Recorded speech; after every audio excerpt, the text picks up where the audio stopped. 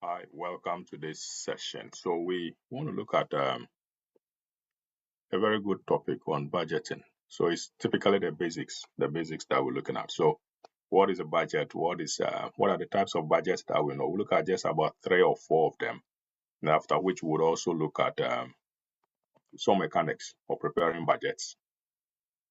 That's it. That's it. There's one more thing I'll highlight, which we will not go deeply into it, but we would want to research more on it. So I share my screen and then we have to check this particular important topic on budgeting. All right. So what is budget? What is budget? I believe you can see the screen being shared. Yeah. So let's move on. So we're looking at budgets and variance analysis. And at the end of this, our objective is to be able to understand identify the types of budgets, the components of budgets, and how it fits into the overall planning and control framework. Also, to appreciate the multiple functions of budgets and criticisms of traditional budgets. So, budget has got benefits, it's got criticisms. And then to prepare a budget, try and prepare a budget. We'll look at the, the cash budget, the production budgets, the production in terms of the raw materials, the labor, the cash budget. That's it. That's it. There's more you can do. You can do the capital expenditure budget, the income statement projected. You can project it, the balance sheet, but wouldn't go deep into. And a little bit of variance. Okay. So budgeting is a planning tool. Budgeting is a planning tool. It helps you to control activities. What do we mean by controlling? So you plan, you set a target, and then at the end of the day, you evaluate whether you were able to achieve the target or not. So that's controlling. So controlling is more or less benchmarking your performance against what you set, the target you set. That's it. So I want to make 10,000 sales. I made 11,000 sales. How come? I want to make 10,000 sales. I made 9,000 sales. How come? What were the triggers? What happened? How can I fix it? How can I maintain it? Okay, so that's what we mean by controlling. Now, we all have these detailed implementation plans, the narratives, the plans, the strategic directions we want to follow in a company. So those narratives, those thoughts, we translate them into figures. So budget is typically a quantitative expression of these plans for a future time period and an aid to coordinating and implementing the plan. I plan, I have these thoughts, we sit at the board meetings, we decide these things in narrative forms, theoretically. And then we come back and put them in numbers. We translate them into numbers. And then it helps us to implement those plans. Okay. So it gives us a future direction and it helps us to know the targets which we are aiming to achieve. So as you see, a budget is both financial and non-financial in nature. So budgets are not just numbers. There's a narrative behind the numbers. In the budgeting cycle, it keeps going. It's recurring. You plan the performance of the organization or the subunits of the organization. You provide set objectives or expectations, so which could be used to compare with actual results. So that's more of organization. And then at the end of the day, you compare your actuals with the plans. And you investigate any differences and put in place any corrective actions to forestall any shortfalls or to maintain the good works you've done, right? Now, if you don't meet the target, you go back and then you replan, you organize, you compare, you put in corrective actions, you get feedback, you change the conditions, you replan, you continue. So it's a recurring cycle. So it is more of a strategic planning process where we set the objectives and strategies. They are usually a long-term creation of long-term plans, which are, let me say, sub divided into short-term plans. So the longer-term picture we break down into short-term plans so that we can implement them successfully to achieve the short-term mission, which will in the long run lead to achieving the long-term vision. Okay. So like I said, we prepare the budget within the context of the strategic plan. We monitor the actual results against the targets. We respond to deviations, put in place corrective actions. We get feedback, and then we go back and prepare again, and we continue on. So it is always a recurring cycle. Always a recurring cycle. What are the advantages of preparing a budget? So it is forward thinking. It looks at the future. So it helps us to think aloud, bigger, look at a bigger time horizon. And it also helps us to identify short-term problems within the organization or within subunits. The second thing is that if I'm involved in preparing a budget, it motivates me to perform better. So you get some kind of goal ownership. So it motivates managers and even employees to perform better. It is also a system for control. If I don't know where I'm going, how would I tell that I've gotten to that destination? So the budget gives you where you're going, the direction.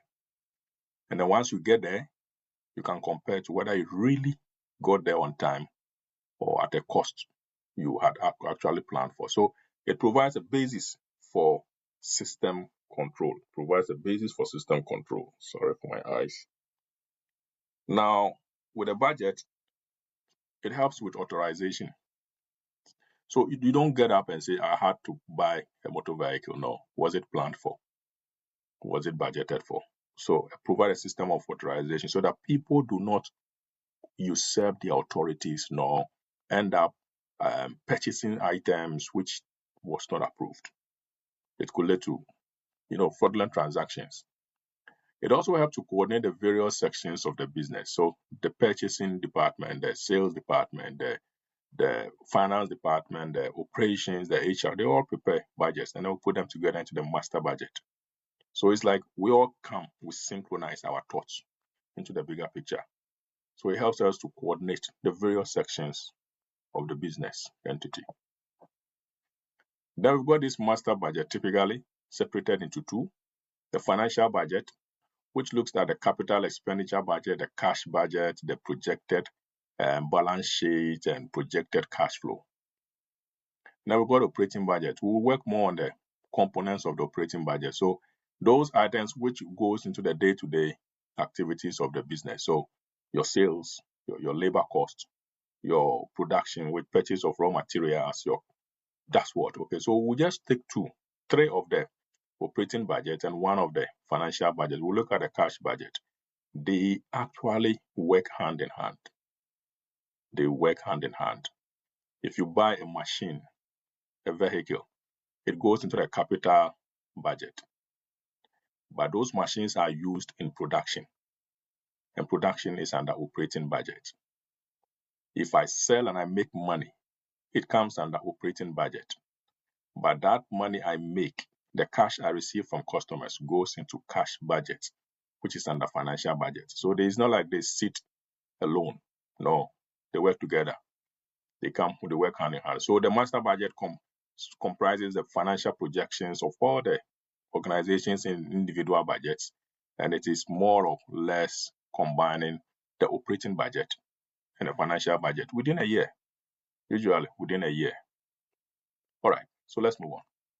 So the master budget, like I said, overall financial and operation, they are tied together. Sub-budgets are all tied together. Operating budget and financial budget, I have mentioned that operating deals with the day-to-day operations, okay. Purchase of merchandise, sales, services, rendered. Okay, financial budget looks at the balance sheet items, typically, the assets, the liabilities, the equity. The cash budget is used for cash planning and control so that we don't keep money lying down idly and lose cash. We don't want to short cash, okay. Then we got a static budget, which is appropriate for departments whose workload does not have a direct current relationship to sales. We've got a flexible budget, more dynamic, commonly used. Then activity-based budget, which looks at activities that drive the costs. Then we've got a capital expenditure budget, more of the capital items we purchase, right? Okay, let's move on. I would have spent some time on the cash budgets where we avoid idle cash. There are other models we use, the Baumol model, which more or less works with the economic order quantity approach. So there's a Baumol model which helps us to identify when to keep cash, when to invest some cash. But it's got some weaknesses. So there's the new approach or an alternative approach, which is called the Miller-Orr approach. It is called a spread. So when you go into typical financial management, there's a formula for the Miller-Orr approach. You know, the Baumol model and the economic order quantity. Economic order quantity is for production materials. Baumol is the same for cash. Okay, anyway, we'll get into this later on. Let's move on. So the types of budget. Let me spend a little time here. So we've got what we call the rolling budget. The rolling budget. The rolling budget simply says that if, let's say, today is March 2026, if today is March 2026, what happened is that we've got a budget from March 2026 to February 2027. That is 1 year. Once we exhaust March 2026, we will be left with 11 months, which is April to February 2027. So what we do is that we prepare the budget for March 2027. That's rolling budget. So a rolling budget ensures that we always have a 12-month period. We can do it on quarterly, that we exhaust the quarter and then we add a quarter ahead. Or we exhaust a month and we add a month ahead. Some people can even do a year. We exhaust a year and they add a year ahead. So they always make sure there's a 12-month constantly rolling budget for management. Then we've got, okay, so let me just touch on one more. Then we've got the incremental budget. Incremental budget is like we use last year's budget and we apply some rate of inflation. Well, so if expenses were 10,000, we apply 2%, that it will increase by 2% or it will increase by 20%. Same with income, that's incremental. It's easy to do. Same with rolling budget, doesn't take much time.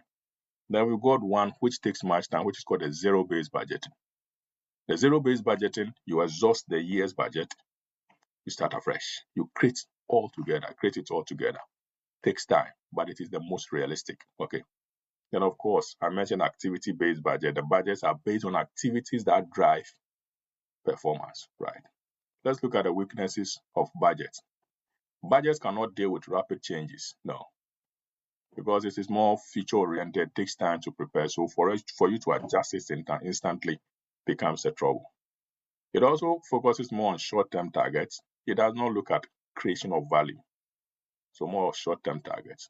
It is usually prepared from the top and then imposed on those down. So it is more a top-down management style, not too motivating. It can take time. To prepare. It is also more of do not cross boundaries. We are going to buy a vehicle, 10,000. Don't go beyond 10,000. So one thing we also see over there is that it protects costs rather than lowering costs. So people will try and fake invoices so that they will meet it. They will meet the target. If we are actually going to buy a vehicle which is 5,000, that's what has been projected in the budget, and I go in it is 4,000, I will be tempted to fix in or pad it with some things, and then I get the money back. I take it because at the end of the day, they will tell you, well, we only budgeted for 5,000. So if I go and it's 4,000, why wouldn't I make it 5,000? So it brings into mind this, we say sharp practice among managers, but it's typically bad management practices, financial practices. Okay. And it's also when you use incremental budgeting, it only encourages incremental thinking. Let us add 10%, let us add 5% without thinking critically about what would cause it to increase. All right, let's move on. So we're going to prepare budgets. We'll look at sales, production. Let's look some materials and labor. Okay, we'll not do overhead or selling and distribution or administrative. Financial budget, we'll not look at fixed asset. We'll look at some cash budget. We'll not look at working capital budget. Okay, so this is what we want us to do. Sales budget. To get a sales budget is simply the units we budgeted to sell times the selling price per unit. That's all. Sales budget. Okay. And so at the beginning of the period, it is based on forecast sales. That's sales budget. And it is primarily the main budget from which the rest, most of the budgets are derived. Let's go. The next one is a production budget. So we're talking of the units we're going to produce. Okay. So we must simply remember that an increase in inventory during the period means more input. An increase in inventory means more inputs than outputs. And a decrease in inventory means less inputs than outputs. What is the formula for budgeted production units? I'll repeat it again when we go to the computation. So it's a budgeted sales plus target closing stock minus opening stock. That's it. Let's try the sales budget. So we're going to use these numbers throughout the calculation, so keep note of it. Over the period, Kings Limited is preparing a budget for the period March to May. And these are the units they projected to sell for the next 5 months. 10,000, 40,000, 20,000, 35,000, 25,000. Selling price per unit is 10 pounds per unit. That's all. Prepare the sales budget for the period. You simply multiply the 10 pounds times the number of units. That's what we have here. That's what we have here. So 10,000 times 10 gives us 100,000, 400,000, 200, 350, 250. Very easy. You are done with the sales budget. Very easy, right? Good. Now let's prepare the collection, the cash. We have been told that of the sales which have been made, 70% will be collected in the same month. 25% will be collected next month. And 5% goes into bad debt. We think we will not get 5%. From the previous month, we are preparing again from March. From previous month, we think we'll collect 30,000. So remember, we had 100,000 sales in March. 70% of it is collected. That is 70,000. From previous month, we had 30,000. So this 100,000 you see here is coincidentally jiving with this 100,000. It's not the same. It's a 30,000 from last month, from February. Okay. So the 25% to be collected on this 100,000 is the one we collected here, which is the 25,000. And then it goes on and on. This 280,000 is the 70% of the 400,000. Same here, 70% of 200,000. 70% of 350, 70% of 250 gives us these figures. So these are the cash budget we'll collect. Keep this in mind. So these are the cash budget we'll collect. Good job. Let's go to production. With production, this is the formula, the budgeted sales units. We have found it. We were given budgeted sales units, that 10,000 units, 40,000, 20,000, 35, and 25,000 from here. These units. Okay? All right. So that's what we've populated here. That's what we've populated here as budgeted sales. We are targeting 20% of the following month's sales units to be the what? The closing stock. So 20% of this 40,000 is the 8,000 here. 20% of this 20,000 is the 4,000 here. 20% of this June 35,000 figure is the 7,000, so on and so forth. We also anticipated that there were going to be stock of goods in March at 4,000. That's the opening 4,000. So to get the budgeted units is 10,000 plus 8,000 minus 4,000, giving us 14,000. Remember, my closing stock here is my opening here. So closing stock of March is that of April. Closing stock of April is that of May. Closing stock of April is the opening for May. Closing stock for March is the opening for April. Closing stock of May is the opening for June, so on and so forth. Then you do the calculation. So these are the units of production which we intend to have.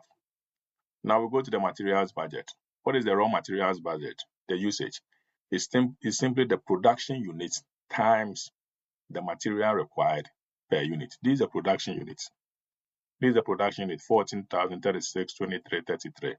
So to get the usage is that figure times the material required per unit. To adjust it, the same procedure. The budgeted raw material plus target closing minus opening stock. Okay? All right. Then when we come to the labor hours, Simply look at the hourly rate and multiply it by what? The number of hours required per unit. That's it.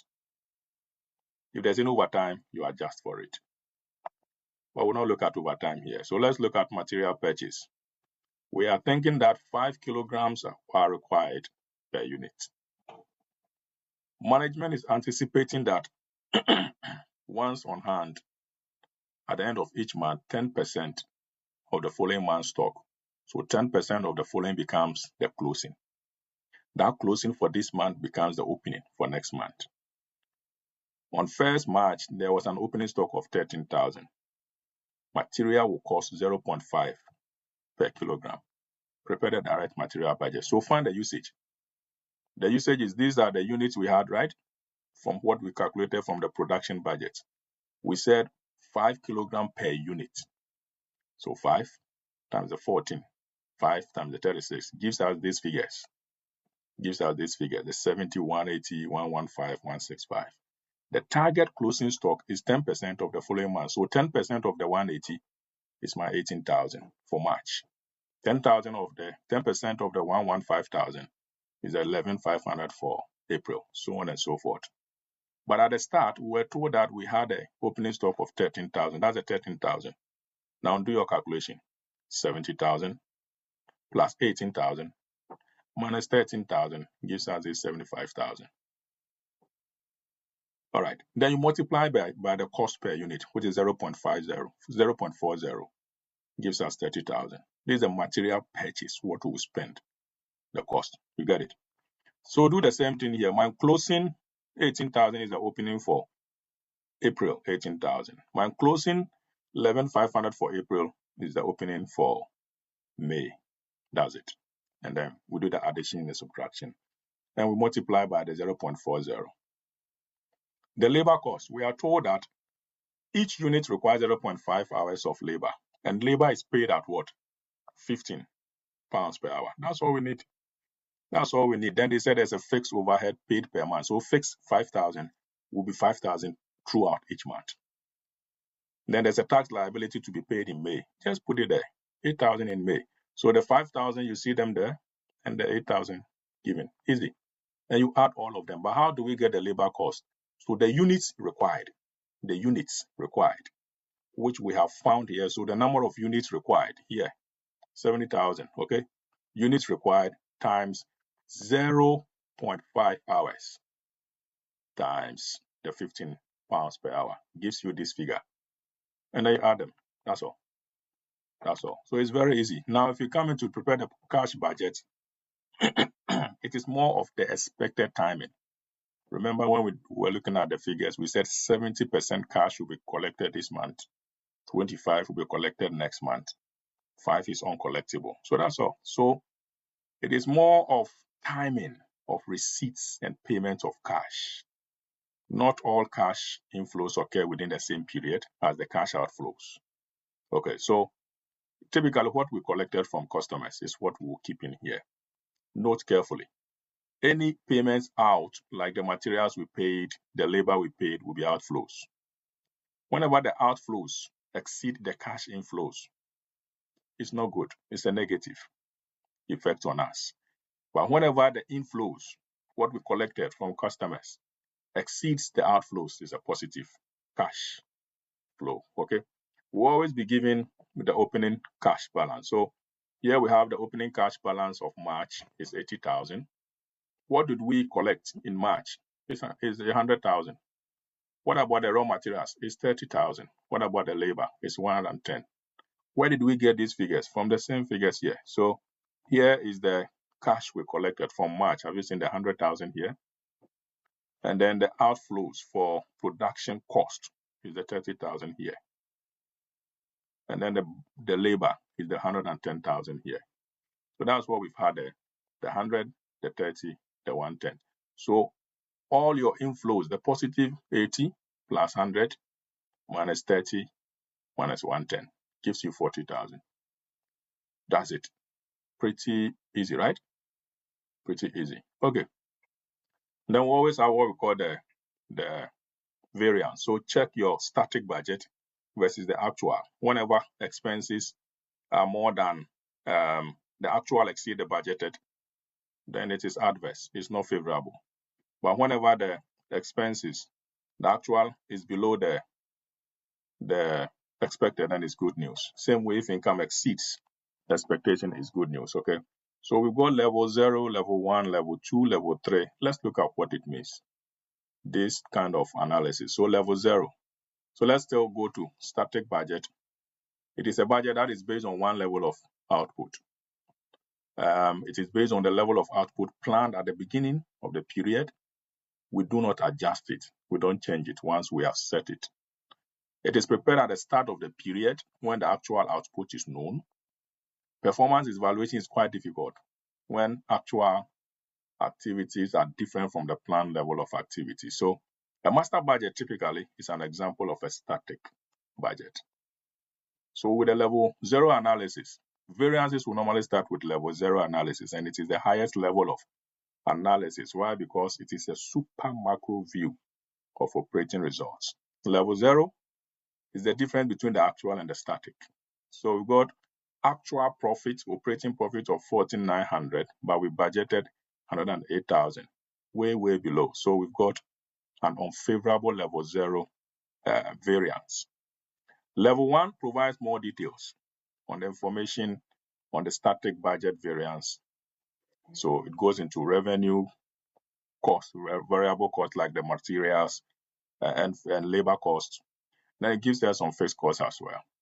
Now, level 1, 2, and 3 analysis will examine the level 0 variance into more progressively more detailed analysis. And then they ask questions. How much were we off? Why were we off? Where were we off? Then they provide reasons and detailed analysis. Okay. All right. So a typical one is this. So you look at actual versus the static, look at the differences and ask yourself, what is the difference? Why? What caused it?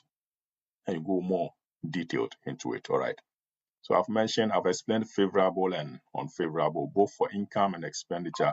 It's easy. Once, if you don't see favorable, if you don't see unfavorable, you see adverse, it's the same, right? So variances help managers to be effective and efficient. Effectiveness in the sense that it helps them to check whether they've achieved the objectives. And efficiency because it helps them to know whether they use less amount of inputs to achieve the given level of outputs. Okay. So let's say a manager has negotiated a deal that results in favorable price variance for materials. You need to check what is the reason. Did he bargain effectively with managers? That is perfect, effective. That is efficient as well. But if he accepted lower quality at a lower price, no. That is not good. That's not good at all. We will not be effective, will not be efficient. What if he negotiated a bulk discount? He got a good price, but the materials are lying idly in the workshop, going rotten, incurring more storage costs. That is also not good. That is also not good. So look out for the differences. Okay, perfect. We end here and then there's more to do on variances. It's a very beautiful, simple topic. Trust me, there could be more difficult dimensions to this where you could look at overhead variance analysis, fixed overhead, variable overhead. It could be typically challenging if you go into standard costing. But we're not going, the standard costing is good. People don't like it. I love it because it makes you think outside the box. It's got formulas and formulas and formulas, but it's easy. Don't just grab the formula. Understand the reasoning behind the formula, and everything becomes easy peasy. All right, friends, we'll catch up when we catch up. Take care. Bye for now.